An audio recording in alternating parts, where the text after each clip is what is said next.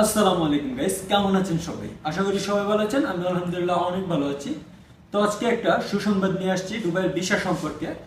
আমরা জানি যে দুবাইয়ের লেবার ক্যাটাগরির ভিসাগুলো কিন্তু টোটালে বন্ধ ছিল, আর ভিজিট ভিসাগুলোও বন্ধ ছিল, যার কারণে আমরা বাংলাদেশিদের অনেক সমস্যা হইতেছিল, দুবাইয়ের মধ্যে আসতে পারতেছিলাম না। তো এখন কিন্তু একটা নতুন সুসংবাদ রয়েছে আপনাদের জন্য। দুবাইয়ের ভিসা কিন্তু খুলে দিতে যাচ্ছে কিছুদিন পরেই, কিছুদিনের মধ্যে আর কি দুবাইয়ের ভিসা খুলে দিব, এটা অফিসিয়াল ভাবে ঘোষণা আসছে। কোন ভিসাগুলো খুলবে সেই বিষয়ে আলোচনা করব, কেউ ভিডিওটা স্কিপ করবেন না।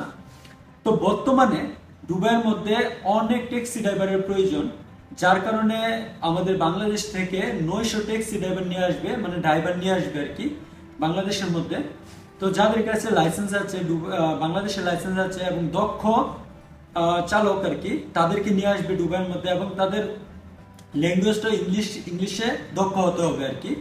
এছাড়া আমাদের দুবাইয়ের মধ্যে বর্তমানে বাংলাদেশিদের রাইডারের খুব প্রয়োজন, বাইক রাইডারের। যাদের কাছে বাইকের লাইসেন্স আছে তারাও খুব সহজে আসতে পারবেন। এটা হচ্ছে অফিসিয়াল ভাবে ঘোষণা আসছে, তবে কবে থেকে এটা শুরু হতে যাচ্ছে সেই বিষয়ে কিন্তু কোনো কিছু বলা যাইতেছে না। তবে যখনই আপডেট আসবে সেই বিষয়ে আমি অবশ্যই ভিডিও মেক করব।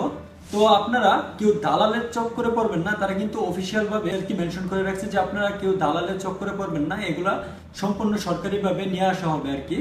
তো সরকারি যে এজেন্সিগুলো আছে ওইগুলোর সাথে আপনারা বাংলাদেশে কন্ট্রাক্ট করেন, কন্ট্রাক্ট করলে কিন্তু আপনারা খুব সহজে আসতে পারবেন।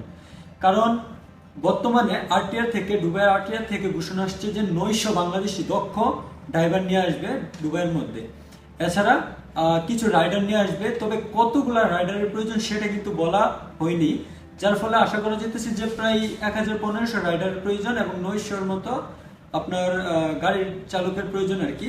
তো আপনাদের যাদের কাছে লাইসেন্স আছে তাদের জন্য কিন্তু একটা প্লাস পয়েন্ট, আপনারা কিন্তু দুবাইয়ের মধ্যে এন্ট্রি করতে পারবেন। এখন বর্তমানে যেহেতু দুবাইয়ের এত পরিস্থিতি খারাপ, বর্তমানে কিন্তু এটা খুশির একটা সংবাদ বলা চলে আর কি। তো ভালো থাকবেন সবাই, সুস্থ থাকবেন। যদি ভিডিও ভালো লাগে অবশ্যই ভিডিওতে একটা লাইক করবেন, কমেন্ট করবেন, সাবস্ক্রাইব করতে ভুলবেন না। তো আল্লাহ হাফেজ।